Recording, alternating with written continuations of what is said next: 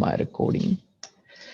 Okay, now it's, as I said, it's a couple of minutes past 1 p.m. so we should make a start. I can see there's people are joining in as we speak at the moment, and which is really good.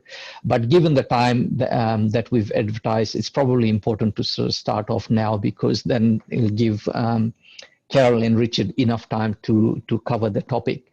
So this particular webinar is hosted by the Cultural and Linguistic Diversity Special Interest Group webinar of the National Association of Enabling Educators of Australia.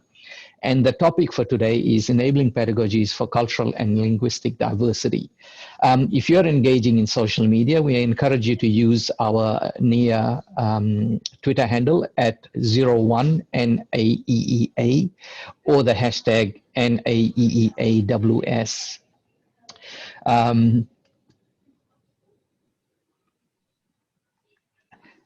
Before we begin, I would like to welcome you to this webinar by acknowledging the traditional owners of the lands we meet today. I know that today we have participants from different parts of Australia, as well as many other countries. So although we are meeting online, we are still physically on traditional lands. As we continue to walk in the first footprints of Aboriginal people, no matter where we are on this land, we recognize the important role the traditional elders have played in education, research, and knowledge creation. Thus, I would like to respectfully acknowledge all elders and officially welcome everyone to this session. Just a little note about the logistics. There will be opportunity for you to ask questions at the end of the webinar, but you're welcome to post questions in the chat along the way and interact with each other as well. But as I said, we will have a bit of time in the end for some question and answer session as well. Also, I'm recording this webinar as well, and afterwards we will share that through the NAEEA website as well, and send you an email once that's ready. I'm excited to have Dr. Carol Carter and Dr. Richard Salis with us today. Dr. Carol Carter is the incoming chair of the CALD Special Interest Group for NAEEA. She's also the lecturer in foundations and in education and pathways in academic learning support person at University of Newcastle. Dr. Richard Salis is the senior lecturer at Melbourne Graduate School of Education at the University of Melbourne.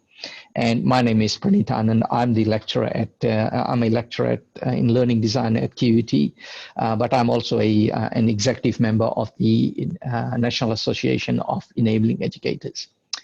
Okay, I'd like to stop the share now. And Carol, would you want to take over? Yes, I will share my screen now.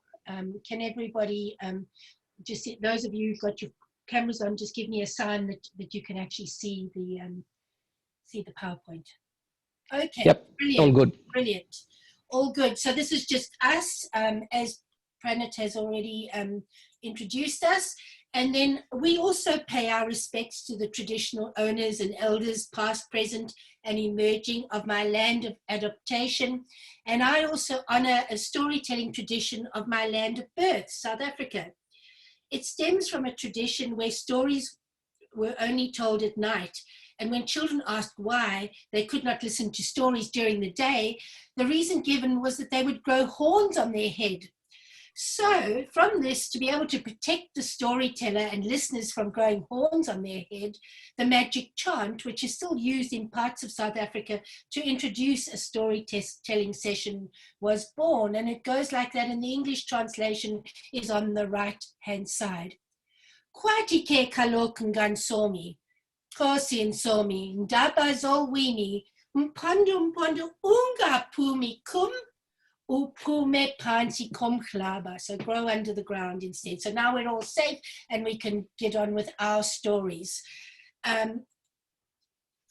So today we are going to spend some time, first of all, positioning, enabling ourselves in the discussion.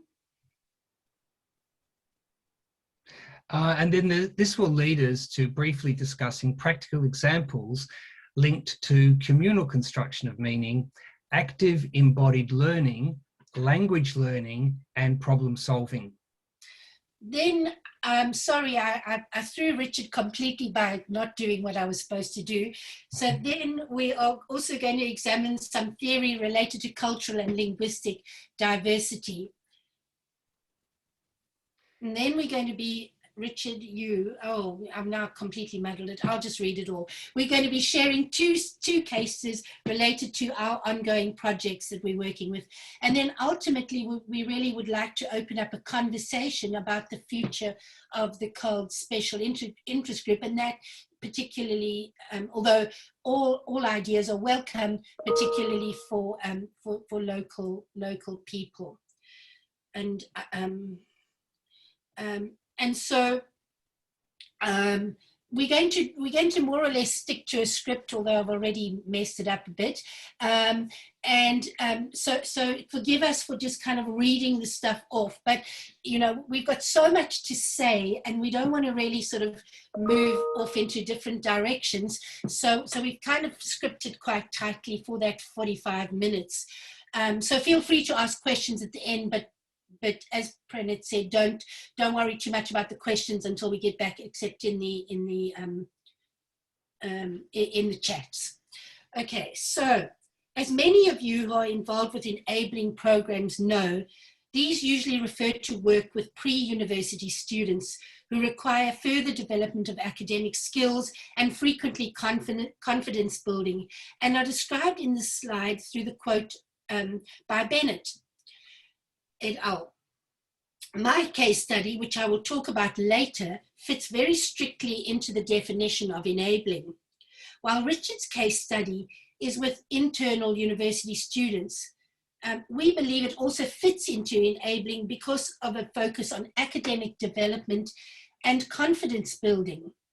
Thank you, Carol. And I've always had a research interest in diversity and inclusion.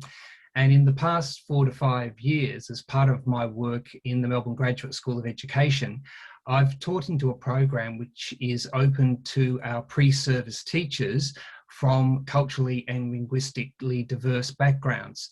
And this has sparked my interest in cultural and linguistic diversity as a particular teaching and research area. Yeah, and I was fortunate enough to be surrounded and taught about a wide variety of cultural and linguistic traditions and practices from a very early age. But my real interest and passion for promoting pedagogical approaches for cultural and linguistic diversity began when I was working at a university in South Africa, and I introduced Indigenous participatory storytelling practices and praise and protest poetry as part of my 4th year drama in education course. And I was saddened to hear tales from these 4th year students from South Africa, and also we had some from Lesotho, bearing in mind that this was their 4th year as a Bachelor of Education student, that this was the first time they felt connected to the content delivered and that they felt like they belonged. And students actually wrote and gave me praise poetry without me asking, and completely unheard of, without marks attached. And after that, I actively pursued finding culturally specific forms and approaches that could be embedded into teaching and learning. And these are just some very quick examples from when I was working with a cohort of students in Melbourne. And of course, the AFL is a big thing in particularly in Victoria. And so linking it to what people know, we were looking at visual narratives, and some of the students in my class took the good old Collingwood Forever song of Collingwood and transferred it into the text visual narratives forever. So kind of making them really familiar with how to engage with that. And then the second example, also from my work with students, PhD student, when I was doing my PhD in Melbourne, was looking at this narrative of Marshall's around oral narratives, and then linking that to a participatory phrase, a song, chant that went into a bigger storytelling around oral narratives. So living, breathing stories are what we tell, etc. So those are some examples of the kind of work that sometimes can be done using something that is highly familiar to the students. I think it's time for a couple of definitions. So it's widely acknowledged that the term cultural and linguistic diversity is broad. We define culture as the value systems, spiritual elements, artifacts, beliefs and traditions of groups of people that contribute to defining who we are and how we view the world. Cultural diversity describes the coexistence of groups of people and is a rich resource for sharing unique ways of knowing, being, and viewing the world. Socio-culturally diverse experiences, contexts and backgrounds inform the way language is accessed and used. Oops, sorry. I don't know why it wouldn't go. This links back to my first, but by no means my last experience with the spoken about fourth year students, of the disjuncture that there's frequently there between educational environments and lived experiences and local knowledges, which contribute to the potential of students from diverse cultural backgrounds experiencing an outsider or other status. In many educational contexts, the push me, pull you of Dr. Dolittle fame is an apt description. In this case, the push me is marginalization of the arts, global market-driven education, and the germs of the global education reform movements. The pull me can be seen as the local, human, contextual education and the cure or creative understanding and revitalizing of education. And Carol and I believe that there is a need to find strategies and approaches that cater for widening participation and an increasingly culturally linguistic diverse student population. The approaches that we use are largely linked to drama education or embodied learning, but also situational learning, hands-on approaches, transformative education, and communities of practice.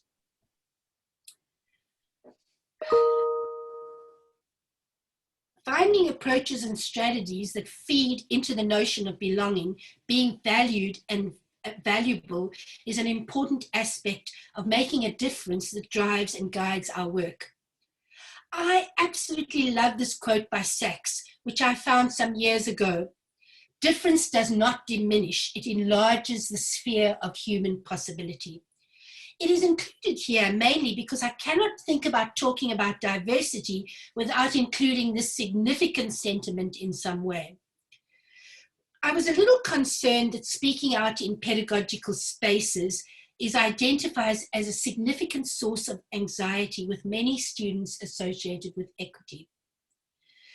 But the students who participated in our work, and it is evident from our observations and some of the comments made in the case studies we discuss later, that drama techniques and activities actually enhanced student participation and engagement in our programs. In their 2010 text, Teaching Young Children in Multicultural Classrooms, Issues, Concepts and Strategies, and by the way, I think I looked it up before and there's now the 5th edition, which is 2017. Melendez and Beck assert that there is no one size fits all when it comes to teaching in multiculturally diverse classrooms or when teaching students about multiculturalism and cultural diversity. This slide shows 4 key approaches which Mendelez and Beck suggest can be used on their own or together, depending on the learning context and the student cohort. However, what should be noted is that, this is hierarchical, with some strategies being more or less effective than others.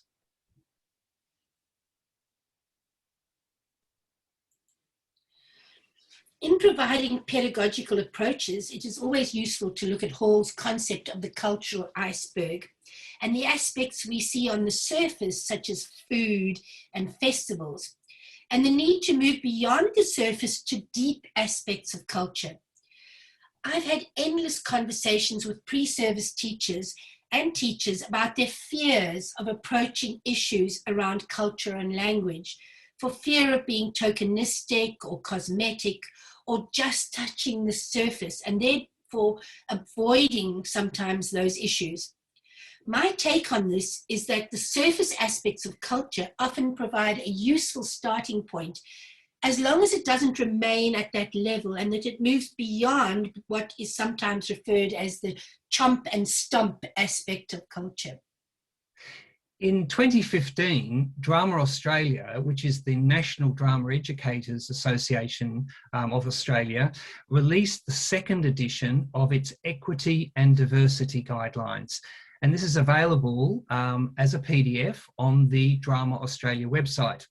It contains advice and strategies for teachers pertaining to diversity and inclusion, and this includes gender, sexualities, disabilities, and cultural and linguistic diversity. And Carol wrote the cultural and linguistic diversity section.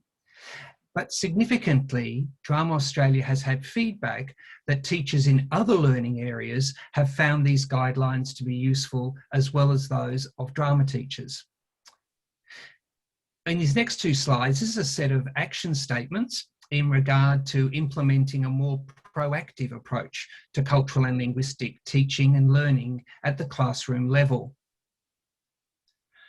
And the slides, the three slides that follow that, here from that statement, Carol provides a set of suggestions of ways in which teachers can enhance an understanding and appreciation of cultural and linguistic diversity in their classrooms. The nature of drama processes is that it provides space, excuse me, and again, excuse me.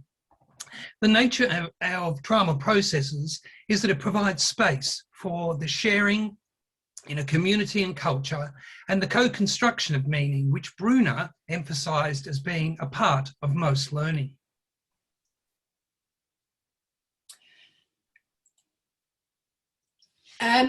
So I have found that spaces that have the potential of providing the most effective cultural conversations are those that provide both comfort and familiarity on the one hand, as well as being ambiguous and contradictory and open to multidimensional perspectives on the other hand.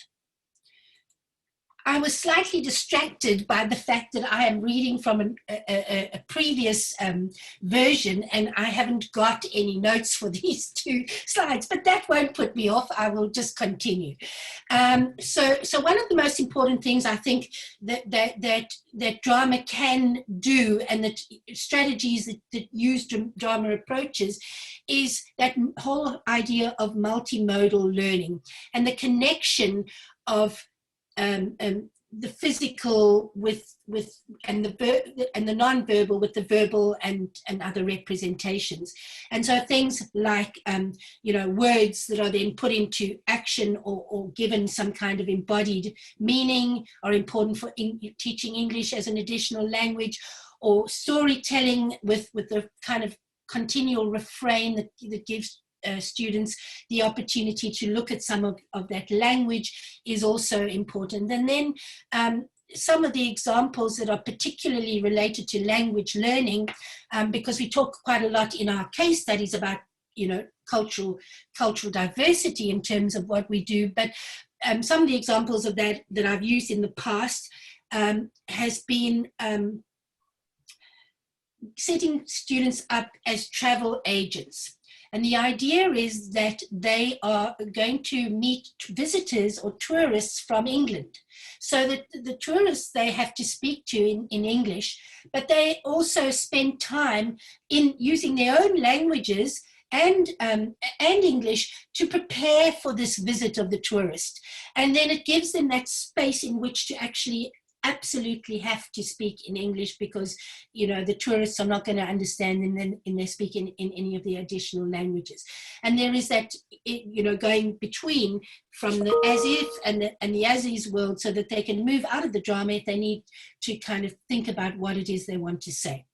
And then the second example is Ziggy the robot, which started many, many years ago. And Ziggy the robot, in this instance, the students are enrolled in a factory that creates robots, and then they teach Ziggy how to speak. So they teach Ziggy from very simple things like commands like sit, stand, etc., to increasingly more complex language. And of course, again, we're talking about students particularly whose additional language is English. And then they can teach all sorts of things in terms of getting Ziggy prepared to step out into the world as a robot. And then that example on the side is actually from Garcia's text around bilingual education. But of course, having South African roots, I was very, very interested to see that the example given there was from a university in South Africa, Stellenbosch University, for those of you who are from South Africa. And of course, the class is in Afrikaans, but the PowerPoint is created with 2 different languages so that those people who are English can also look at some of those terms in their own language. And now, as we mentioned before, it's time to talk about a couple of case studies. So the talk relating to our case studies is informed by our current research projects, as well as our ongoing cumulative research and experience of drama pedagogy in the fields of inclusion, enabling, widening participation, and intercultural understanding. This teaching-informed research and research-informed teaching is underpinned by expertise in and the use and promotion of drama pedagogy in a variety of tertiary education contexts, including enabling contexts, and the application of drama pedagogy to support diversity and inclusion and cross-curriculum priorities is a key objective. We build on emerging findings from ongoing collaborative projects between the presenters and colleagues from South Africa. Through a dramatized dialogue, we highlight drama education techniques and processes that can be utilized with students from different cultural backgrounds and with emerging identities. And this case study aspect of presentation is part of our ongoing collaborative research project supported by our respective universities, the purpose of which is to investigate the possible ways in which drama can support the learning and teaching of students in enabling programs. We've been working on this project since 2017 and have presented our work at various national and international conferences, and we've written papers and a book chapter together. The students in our projects are not drama students, and the content that is taught is not drama. We also explore learning and teaching in different teaching contexts and geographical locations. Here we focus more specifically on the details of the conventions and approaches used and how the participants have responded to these approaches. Before Richard and I talk about our individual cases, we are going to share a short part of a script from performed research that I wrote from data gathered previously and from the project that involves Richard and I and Sabikwa Arts Centre in South Africa. I put it together with the help of 2 of my PhD students from Indonesia, who I believe are in this webinar today. So hello. While 90% of the data is verbatim, I have woven the data into a fictional storytelling that has been written as a traditional South African story or in Somi, and elevated Richard and I to King Richard and Saint Joan. So if you want to watch the full piece, it's available on YouTube and consists of 3 parts. The first is positioning myself and my experience. The second part is based on data from South Africa, based on the challenges of first-year students facing the beast of higher education. And then the last part is based on the projects that we are going to speak about. So here goes. And I should just explain that in Carol's class, somebody else played me, but I'm going to play myself today. So here we go. I am King Richard Salis of Melbourne, ready to conquer the beast of higher education for Introduction to Contemporary Australian Schooling students who require further academic preparation or confidence building. I am St. Joan Carol Carter of Newcastle, zealously defending drama strategies for the students in the Pathways and Academic Learning Support Enabling Programs.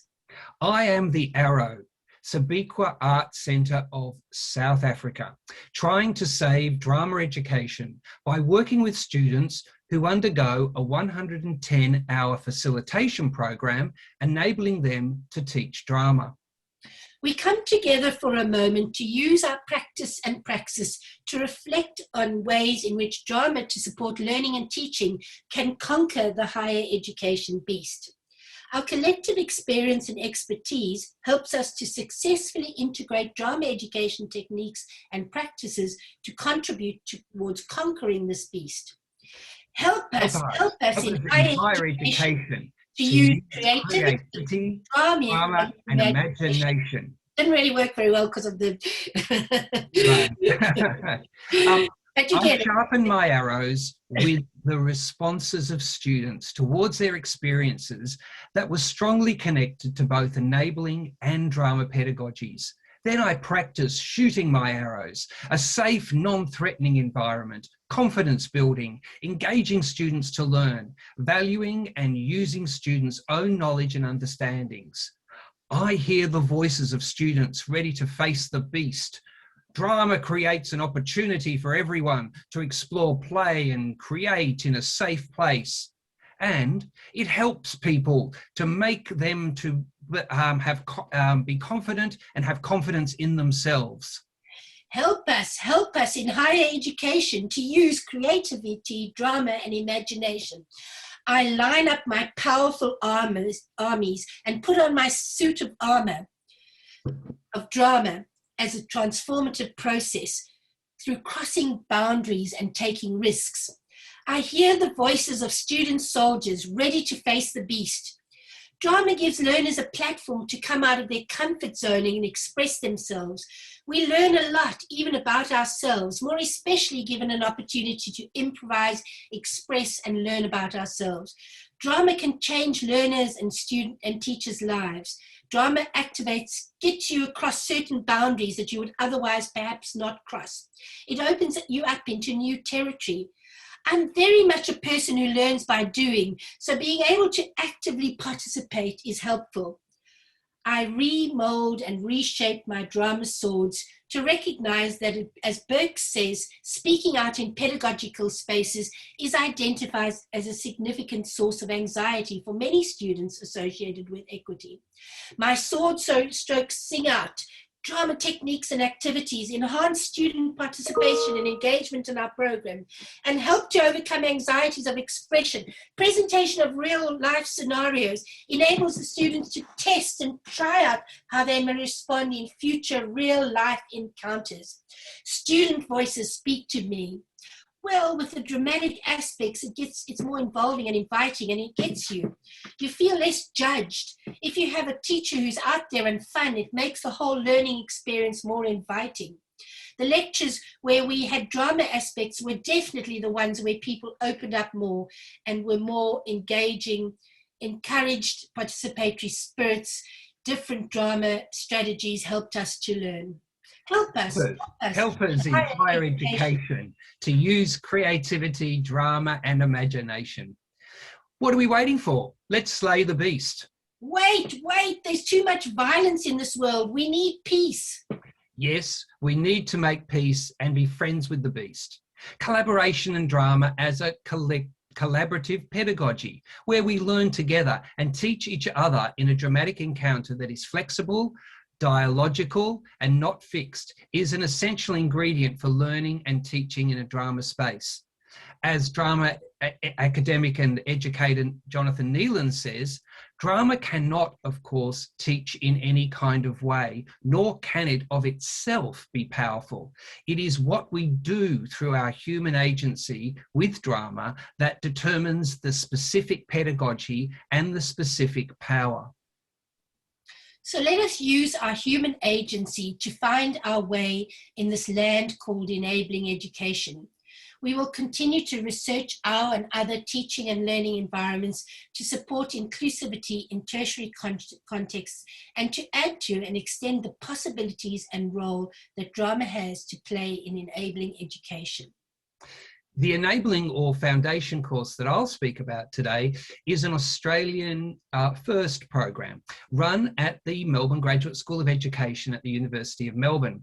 It is the Introduction to Contemporary Australian Schooling, or ICAS for short. It's a series of 7 to 8 workshops held weekly over one semester. The ICAS course was established by Dr. Nigel Letertz, who saw a need in our faculty for a foundation program in Australian education for those teacher candidates or pre-service teachers who, according to Nigel, have little or no experience of contemporary Australian schooling.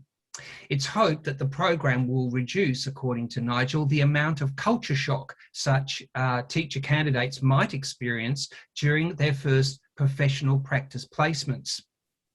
The intended types of pre-service teachers that Nigel created this program for are international pre-service teachers, typically from English as another language backgrounds, who've completed their schooling in non-Western countries, for example, China and Japan.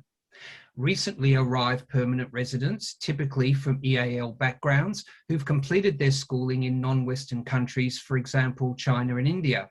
And Australian-born pre-service teachers who were schooled overseas and have recently returned to Australia. The majority of teacher candidates, as we call them, stated that they had come to Australia expressly to enrol in the Melbourne Graduate School of Education Master of Teaching course. Most claimed that they were planning to return to their country of permanent residence once their course was completed and once their student visa had expired. However, some of the teacher candidates were Australian citizens who were schooled overseas and were taking part in the ICAS program in the hope that it would provide them with insights into the Australian education system to which they were largely unfamiliar. Others came to Australia as migrants with their families, often towards the end of their secondary schooling or for their undergraduate course, and had enrolled in the ICAS program because they felt that they did not have a sound knowledge of the education system in Australia. As part of the ICAS program, I take a 3-hour drama workshop. This workshop concentrates on verbal and physical communication and principally involves various role plays, which are taken in a supportive, encouraging, and fun feel-good classroom environment. There's an emphasis on interpersonal relationships in professional settings, especially schools. Elements associated with communication skills such as purpose, audiences, intention, lexicon, and status are explored. The students are given several scenarios, for example, talking to a parent or talking at a curriculum committee at a school, and they're asked to consider their use of verbal and non-verbal language in each situation. Some oracy skills are also employed, as well as drama questioning techniques based on the work of drama educators Saxton and Miller. The emphasis is on embodied pedagogy. That is, the participants are on their feet for essentially the entire workshop and learn by doing rather than sitting and listening. This is also based on the well-understood premise that when students are speaking, they're learning.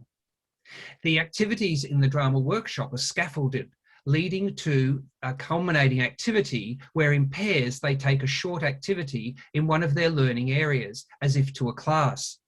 As the other class members watch the role plays, they fill in what we call a communication checklist.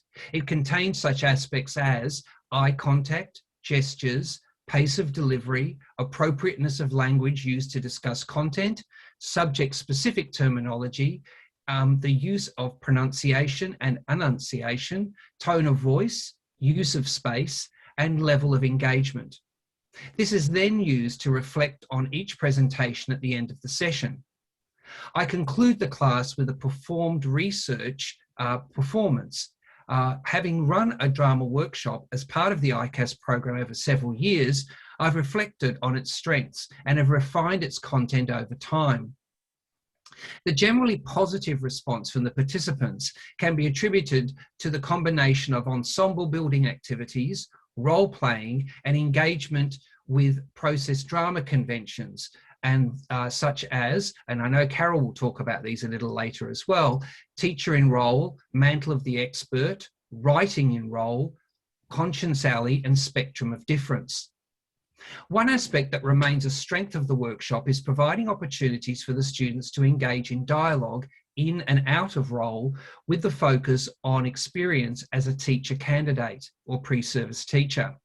At times, students role-play typical scenarios that they identify they may face as a beginning teacher, and reflecting on these scenarios, consider how they might react in these situations. Not only does this appear to provide a supportive environment in which the students work, but asks the participants to be active contributors, not merely observers. For example, they're asked to role play with a partner, a parent-teacher interview, a discussion with a student, a peer-to-peer discussion about a current curriculum issue, and so on. Importantly, the role plays are all done simultaneously, so there's little to no sense of the students performing for others. The students are role playing, but without the pressure of performing for an audience. Following each role play, the pairs are asked to analyse their in-role discussion, focusing on whether the language, verbal and non-verbal, used by the teacher in the interaction was suitable for the particular context. Following the discussion, the partners swap roles so that the other member of the pair gets a chance to play the teacher, informed by the previous discussion. And one of a number of issues that the teacher candidates report is that when they begin their placement experience, little allowance is made at the school level for how long they've been in the country. And in our program, in many instances, that's less than 2 months. Thus, this is why the MGSE has instigated the ICAS program. At the University of Newcastle, the participants are, as many of you will be aware, the participants are students undertaking enabling courses, or what are sometimes referred to as bridging or access programs in the Pathways and Academic Learning Support Centre. In the Open Foundation program, students can select from a wide variety of subjects, which are designed to teach the foundations of the different subjects available, as well as embed literacy skills into the course. I teach on a Foundations in Education course, which can currently be taken full-time, 6 months, part-time, face-to-face or online for a year. The underrepresented equity group in higher education that largely makes up the cohort of students, enabling students, are frequently linked to a deficit discourse that includes the lack of aspirations, Lum and Roberts, 2017. This has certainly not been my experience of the enabling students with whom I work, who have a range of aspirations and frequently bring with them to the learning and teaching rich practical knowledge and skills and life experiences.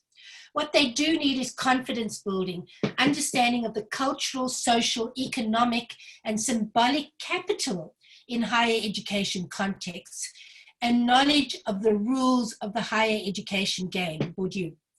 Based on teaching-informed research and research-informed teaching, it is evident to me that drama can play a significant role with regard to confidence building, diversity and inclusion, and the acquisition of such capital as is required for the writing of assignments and discourse, small d, big D analysis.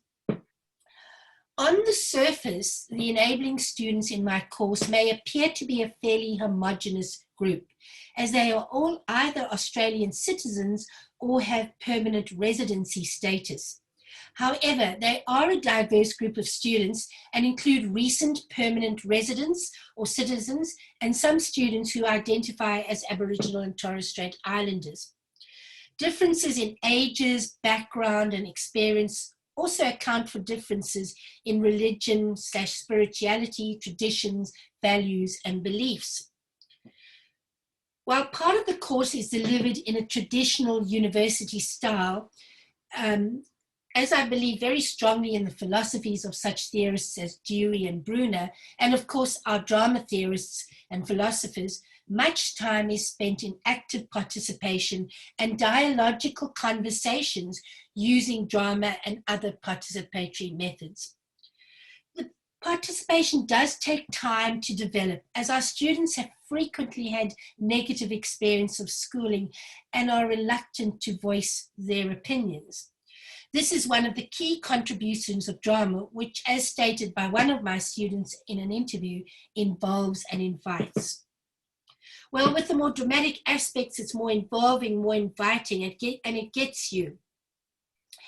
As the majority of students are non-drama students, they do in some cases come to the process with fears and suspicions in relation to participation in drama processes. Having taught and used drama education to teach other subjects within teacher education for many years, and having different iterations of foundations in education at Newcastle since 2017, I, like Richard, have reflected on its strength and have used my reflection and the interview data to refine and reframe the content and the drama elements and conventions over time. With this in mind, I continue to use, reflect on, reconsider, and make use of opportunities to extend and refine an ever-increasing repertoire of drama conventions, strategies, and content that can be used with adults in higher education. This is another one of those slides that's in my new iteration. But anyway, I will talk to it. So this is not with the enabling students. This was when I used this context previously, but I've also used it extensively with the enabling students, and it has been by far the most successful one. The students have really committed to it. They really have voiced their opinions and their beliefs and all of those things, and they've really kind of bought into this idea of a new society that we're going to create together in very, very committed ways. In fact, to such an extent that some of our exam questions this year were based on some of their reflections on education, pedagogy, assessment, and curriculum. And the idea is the start of the drama is about them bringing to a new society one value and one object that they think would be important for the creation of a new society. And then we begin to create this new society together.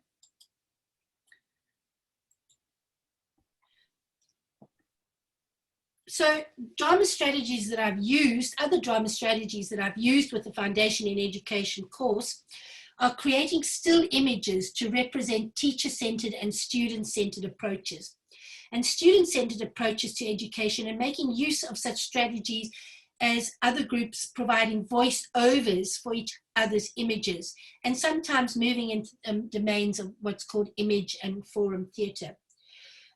Teacher and role has been used in a concept called hot seating. For example, as discussed in a niece example, which the students really spoke a lot about when I interviewed them, I use hot seating in role as my niece, who is frustrating me because she decided very late to join the course. So I just have not got the time or inclination to help her. And so I appeal to the students to help her and to give her some ideas of what the course is about, etc. And then I appear myself in role as niece at the lecture room door for the students to help me. The students also role play interviews with people such as Vygotsky, Bruner, Montessori, etc. Mantle of the expert is used to engage students as principals, senior teachers, to create an ideal school, and then to help parents find a school for their children. A drama where I take on the role as a child with challenging behaviors, and the students are experts, e.g. psychologists, has also been effective. As the drama progresses, students consider who else should be consulted, and then volunteer students take on the role as the child's parents, teachers, siblings, etc. Students are also enrolled as politicians who have to represent their party prior to an incoming election on educational issues. The challenging nature of the drama techniques and the crossing of boundaries and borders was considered. These contributions challenge the notion of dumbing down, which has been part of the narrative of higher education inclusion in the past. Burke, 2017. The participants all believe that embedding drama strategies and techniques into the course and participate in active learning by doing was beneficial to their learning. The conscience alley is used in a number of ways, including transmission versus construction of knowledge. And for those of you who don't know the terms that I'm using, please feel free to email me and I will give you a breakdown on some of those conventions. Physical placing on a line activities are used with where they see themselves in terms of approaches to curriculum, as an example. I also explore good and bad teaching through a convention called the open door technique, and I use that open door technique quite frequently. The parachute debate, where groups of students were seminal thinkers who had to argue for being most deserving of the parachute as the plane begins to crash, and there's only one parachute, was a particular favorite of the students as well, and did not always go the way I wished. So it included problem solving on how to fix the plane rather than focusing on the seminal thinkers. It included colluding with one of the theorists, like E.G. Dewey, to allow him to have the parachute as long as there was agreement when he got to the ground to sue the pilot, i.e. me. Thanks, Carol. Even though we've spoken largely about what worked, I think we also needed at times to reshape and alter how the activities were being taught in response to how the students were engaging with them. This was particularly evident when the students appeared reticent or unsure about how to undertake a task. As experienced reflective practitioners who are used to thinking on their feet, as Omara would say, we were able to draw on our drama teaching experience to support them. Yes, Richard, I find it interesting that in our case studies, our personalities and teaching styles seem to be embedded in and determinants of the effectiveness of the selected drama strategies and activities. That's right, and these are strongly connected to both enabling and drama pedagogies. For example, the idea of a safe, non-threatening environment or a penalty zone. The emphasis on engaging students to learn and valuing and using the students' own knowledges and understandings are important aspects of not only drama education, but enabling education as well. I used to tell my students that being effective teachers would require risk-taking. It also links to embracing moments of discomfort and resistance and the importance of disorienting dilemmas, mesero, in transformative education. And I'm reminded of Peter Wright, who is another drama academic and teacher, his 1999 study, where he found that students articulated what it was about doing drama that caused them anxiety. For instance, in accordance with Wright's study, in my teaching, I don't require the students to present on their own. I present the activities as games or tasks to alleviate any preconceived negative assumptions about what the students might think was required in a drama class. I also found the ideas of dual learning to be another important connection and link to the as is and as if world. This was particularly evident during the role-playing activities where I set up real-world teaching situations and asked the participants to imagine what it would be like for them as a teacher when engaging with stakeholders such as peers, school leaders, parents and students. By doing so, by adopting a dual learning approach, I was attempting to equip the students with particular training and soft skills in order to respond to the expectations of employers and combining practical and theoretical elements in order to match learning outcomes. So, Carol, what we have learnt thus far from these two cases What have we learned that we can then take into the future? How can we summarise this? So our findings to date suggest that using drama and performative methods of learning and teaching is highly effective when working with students from diverse cultural and linguistic backgrounds and who require confidence building and additional academic and professional support. As drama practitioners, we are aware of the safety that the fictional context and role-taking provides, and we learned that this assisted our particular cohort of students in the creation of dialogical spaces to achieve particular outcomes and meet specific examples, for example, the overcoming of anxieties, expressing their opinions, and practicing engaging with different stakeholders.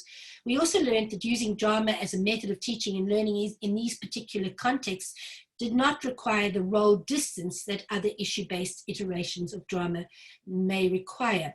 And we certainly learned that the more familiar students are with the context and the cultural traditions, the more comfortable they felt in expressing themselves. Yes, I agree. And in conclusion, our findings to date suggest that a significant contributor to the success of the use of drama education techniques in these programs is that the students are presented with scenarios similar to those that they are currently experiencing. Significantly, the drama classroom provides a supportive space and enables the students to test out and try how they may respond in future real-life encounters. Thank you very much, everyone. Thank you.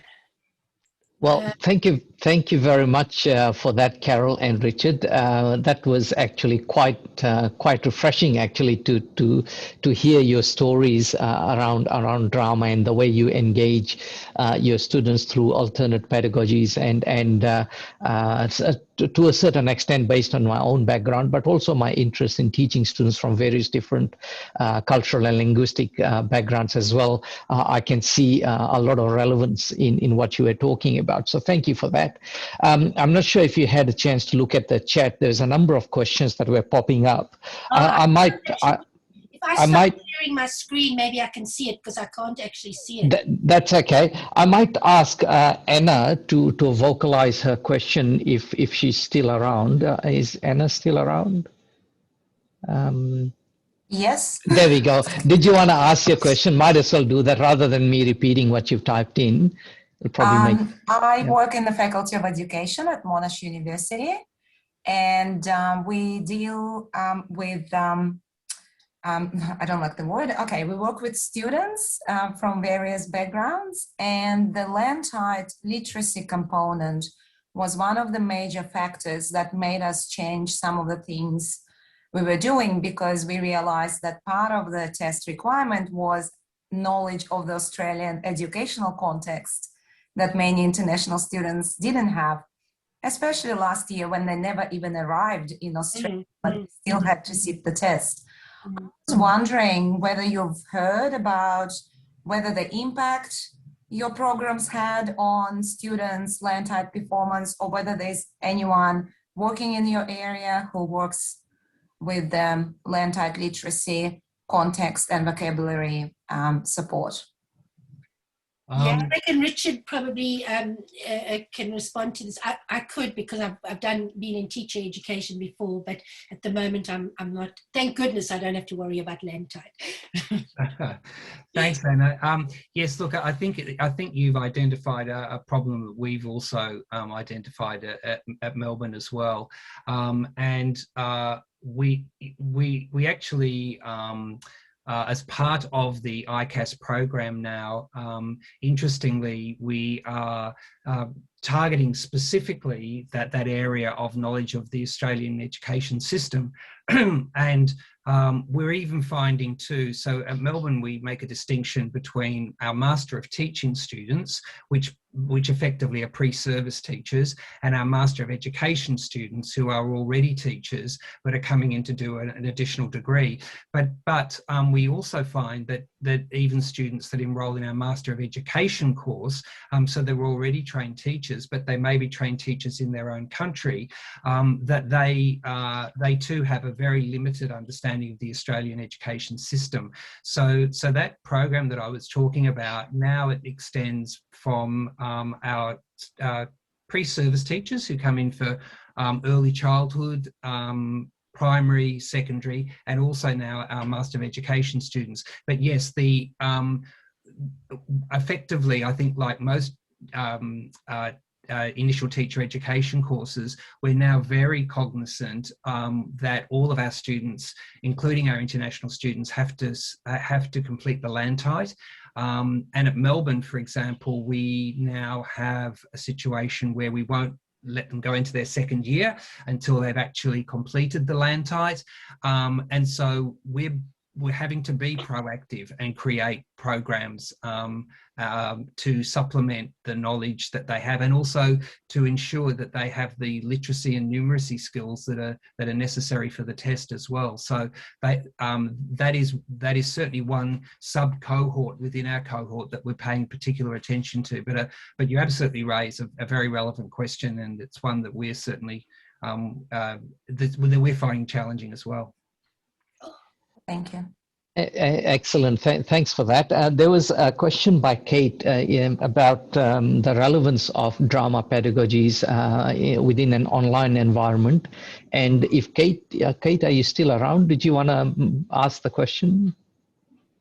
There we go. Yes, I am here. Well, essentially, you hit the nail on the head there, Pranit, when you described it. I'm just interested in your suggestions or any experiences that you have with doing this, and particularly, how do we enable the embodied learning of the in the online setting? Yeah. I have had experience of that because of being involved during COVID and so on. And to be absolutely honest and upfront, there's nothing when you use drama that is better than actually face-to-face. But having said that, some of the things that I found useful. So if we take an example that I talked about earlier on about the parachute debate, well, actually it worked quite well online, but I had to change it a little bit. I had to say, instead of a parachute, I said they were all on board a ship, and that they were all members of the particular family of theorists, Vygotsky, etc. And then I used, and that's the one thing that's good with the online, is the breakout rooms. So I use their breakout rooms as being their cabins. So they went into the breakout rooms and they talked about, what it is that they could say to convince me that they needed the lifeboat in this case. And then they came back into the main session, and then it was fairly easy for them to negotiate, talking to me around that. But again, there are challenges because a lot of them then switched off their conversation and they chatted, which then doesn't make embodied learning very effective. But I think there are also, sort of games and exercises that I've done with students that require them, for instance, to pass a fictitious ball to one another, and then make a sound, and then the person gets it, and then they move it into a smaller ball, and then they say something else, and they move it on, and just that kind of like doing it virtually in the air seems to get them kind of to embody different movements with with the ball throwing and so on. So those are the two things that I've used. I'm sure there are lots of other things, but going back to my first statement, it is difficult. It is very challenging.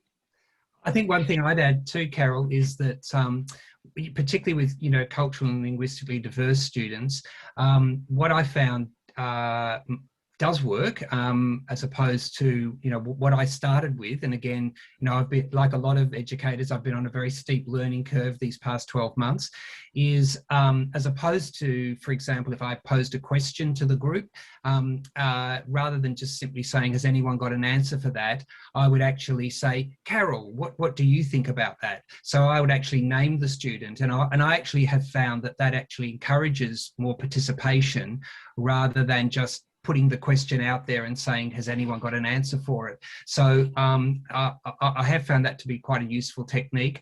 I think also, I would agree with Carol about the breakout rooms as well. I think that one of the things that I found works particularly well is that, you know, people do like to actually work in, you know, in small groups and then report back. And in drama, you know, if I was in a classroom, we break students up into small groups all the time. So the breakout room is kind of an electronic version of what we would tend to do in drama pedagogy anyway. You know, put people into pairs, put them into small groups, and then have something to come back and show or report back. And I think being a member of a small group, I think for culturally and linguistically diverse students is actually very supportive. They'll come back with a response where if I threw it open to the whole group, they may be more reticent to contribute. Excellent. Thank you for that. Look, I noticed that we've gone slightly over time, but I think that the conversations that we're having is quite rich and quite useful. So if Richard and Carol are still willing, maybe we hang around for a little bit longer just to cover a few more questions that people might have. We also understand that some people might need to leave, and which is fine as well. Is that all right, Carol? Yes, absolutely fine. But can I just say something that we didn't really get to the talking about, you know, sort of ways forwards for the CALD. So if people can, I see you put my email there. If people can email me with ideas, suggestions on how they want to kind of get more involved, that would be great. Okay, excellent. I think the other question that came from Mary Rose, I think it was, are you online? And but basically it was around the relevance of using drama and storytelling to get students to become more familiar with new culture and new ways of doing versus something like building trust and belonging kind of thing. So it seems like it might be more effective for one, not the other, or both. What's your take on that? I would argue that it's effective for both, depending on how you structure the experience. I think for enabling students, the first and most important step is that trust building. But after that trust is established, then you can work in terms of what Mary was talking about in terms of using it to inform. And because, you know, that was one of the things for my PhD, was to promote that cultural understanding and that intercultural sort of connection, etc. And it is, you can use highly effective in using drama, but having said that, you have to work on that. You know, even just, you know, if I think about my PhD, where I was wanting to get culturally rich oral art forms from different cultures, it took an enormous amount of time because a lot of students, Australian students, were saying we don't have, you know, cultures and beliefs, which isn't true, but it's sometimes how they position or how people position themselves. B, those who came from Asian countries, etc., were very, very reluctant to give me any kind of oral traditions or to talk about it because they didn't want to be seen to be different.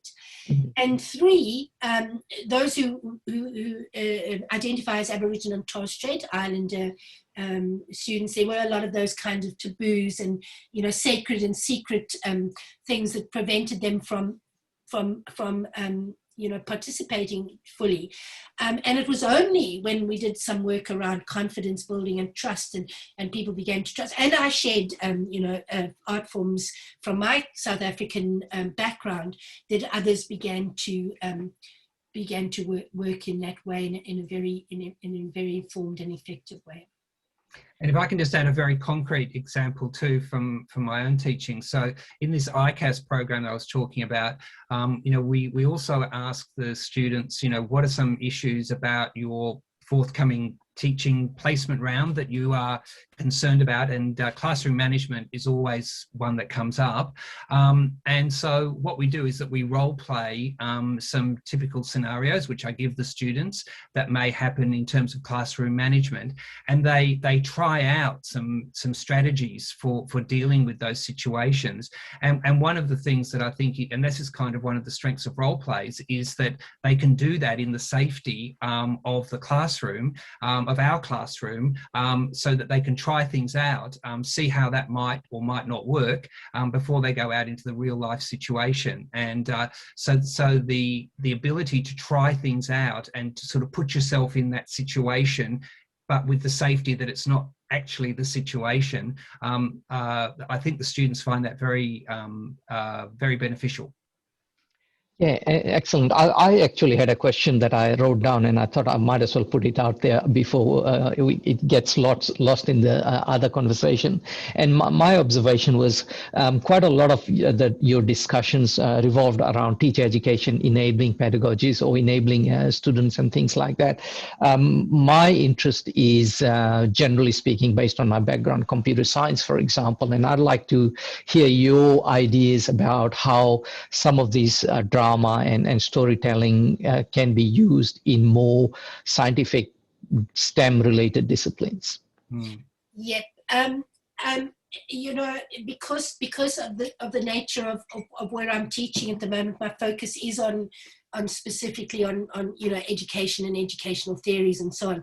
But in previous lives, I've done a lot of work. For instance, a colleague and I, back years ago in South Africa, we wrote an article around using drama and mathematics, and looking at how to what one of the students said was their allergy to mathematics, even more so than drama. And I can certainly share some of those with you, Pranit, but I think the bottom line is really that you can use it in any way, shape or form, but it's about really trying to find that focus, or, you know, what is the problem? What is the that needs to be explored? And in this case, with the drama, we were teaching students about shape and about different, you know, sort of terms for shape and how you know, what's the thing? You see, I wasn't the maths person, I was a drama person, so I can't remember, like tessellation and all of those kinds of things, using drama. And then the other thing is that when it comes to digital technology, there are a lot of people out there writing about connecting, you know, the fictitious world to the computer world, and what it can do is actually just increase that belief and that buy-in to the context, because they're actually creating something, or they're in a virtual environment, but we're still using those drama processes. So I'd be interested to have a further conversation with you about some of that, if you. That would be lovely, I think. Yep. Yeah. I think also, if anyone wants to, you know, look further into literature and so on about that kind of aspect, Pranit, too. The thing is that, you know, whilst we've been talking about drama pedagogy today, you know, at one point in the talk that we gave, you know, we talked about embodied pedagogies. So a term like embodied pedagogies or active pedagogies, there's a lot of writing about, which effectively means getting students sort of out of their desk and up on their feet to explore concepts and so on. There is quite a considerable amount of writing about that, but it falls under that broad umbrella of either embodied pedagogy or active pedagogies. Excellent. Thank you very much for that. Does anybody have any last final question, comments that they have? To say hello to Anna. I only see her now because there are only a few people on the screen. She was at school with me, so yeah, good to see you, Anna. Lovely. Okay, look, we might have we'll have to round it off now, I think. But on that note, I'd like to thank Carol and Richard for taking the time for coming online and sharing your experiences and your wisdom with us. I think for me, certainly, it has been wonderful. And given the discussion that was going on, etc., I think most people really appreciated that. So thank you very much for that. And for everyone else, I've recorded this session, and I will be sharing this session via the NAEEA website, and we'll promote it via our social media pages as well. And on that note, I'll stop the recording, and